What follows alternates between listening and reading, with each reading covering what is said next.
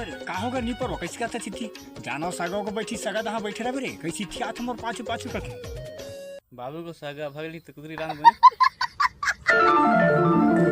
क्या तो सही लगा कहा था बेटा। हाँ काली सगा भगली तब फिर बनाबो काली कुकरी ला जा जा जा चटनी उटनी बना ही आज चटनी बना के रखी तेल बता दे जा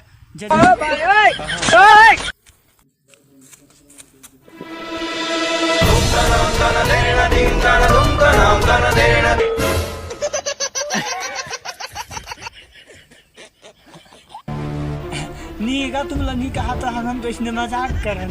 आ देखो कि साग बना था नहीं धा घर धा कौन मत जा है।